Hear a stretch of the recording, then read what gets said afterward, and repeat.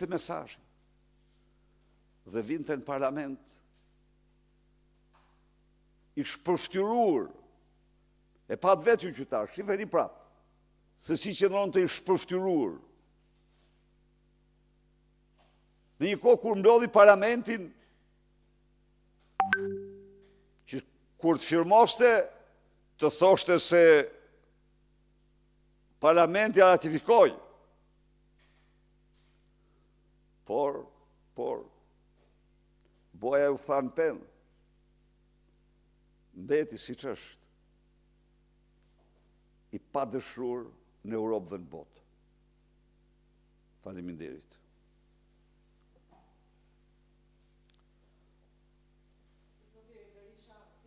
Sepse nuk ishte në Davos, Edi Rama dha atje në parlament faktin që ishte mes dy zgjedhjeve, të shkonte në Davos apo të priste vajzën e Donald Trump në Tiranë dhe zgjodhi me porosi, sipas tij, do Donald Trump të takonte vajzën. Keni një koment për këtë deklaratë? Besoj se asnjëri në botë nuk mund të besoj një mashtrim të tillë. Nuk mund të besoj një mashtrim të tillë. Tani që unë të them këte, duhet të them që presidenti Amerikan përdor vizitën e vajzës për të shpëtuar prej tij. Mos ta ketë në zyrë, por kjo s'mund ndodh kurrë. Presidenti ka respektin më të madh për vajzën e tij dhe familjen e tij, dhe për Edi Ramën e kupton se është një ramaduro i vërtet dhe absolutisht një afer biznesi, nuk ka asnjë lidhje me aktin madhor të themelimit të bordit të paqes, ku Edi Rama band u ndalua në atë dhomë, në atë sallë historike, nuk mund t'ishte.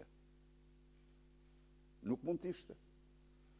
E tregoja, e tha sinqerisht, 2-3 për këtyre tha nuk mund t'jenë. Nuk i honep s'dot. Dhe nga këta 2-3, njeri është Rama, tjetrin e gjejmë më vonë. Po. Zoti Berisha, protestën e 22 dhjetorit e quajtët si provë gjenerale për rrëzimin e qeverisë Edi Ramës. Protestën e nesërme, si do ta konsideroni? Do rrëzohet qeveria apo do të ketë një protestë të tretë, të katërt e mëtej për të rrëzuar qeverinë? Do të japim mësimin që meriton qeverisë. Kështu do ta vlerësojnë protestën. Qytetarët do të japin leksion qeverisë. Leksion të fortë.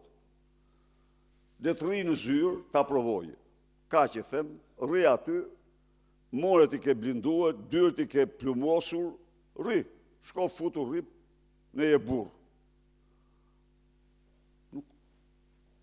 Ndërkohë që ju kërcënoni qeverinë me rrëzimin e saj me protesta, nga ana tjetër majoranca ditën e djeshme ka marrë një vendim për të ndryshuar rregullat e lojës tek Komisioni i Reformës Territoriale. Tashmë nuk do të ketë bashkëkryetar sipas majorancës, por do të jetë një rikompozim i komisionit. Një njëjta gjë do të ndodhë edhe me Komisionin e Reformës Zgjedhore sipas porosisë së kryeministrit.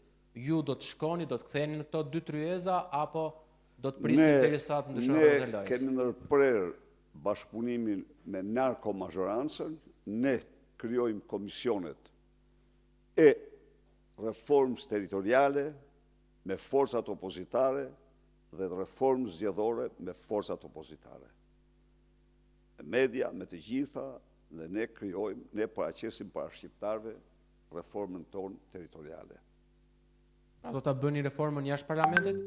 Urdhë? Do të bëni një reformë paralele jashtë parlamentit? Do bëjmë reformën e vërtet. Jo, janë deputet tanë. Domthon zoti Bylyk Bashi dhe zoti Luciano Boçi do të jenë ata që do të kryesojnë komisionet nga ana e Partisë Demokratike, se dhe bashkë me opozitën, por reformën territoriale dhe reformën zgjedhore.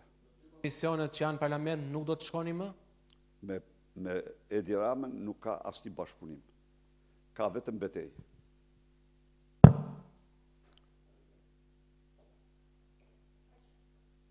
Faleminderit.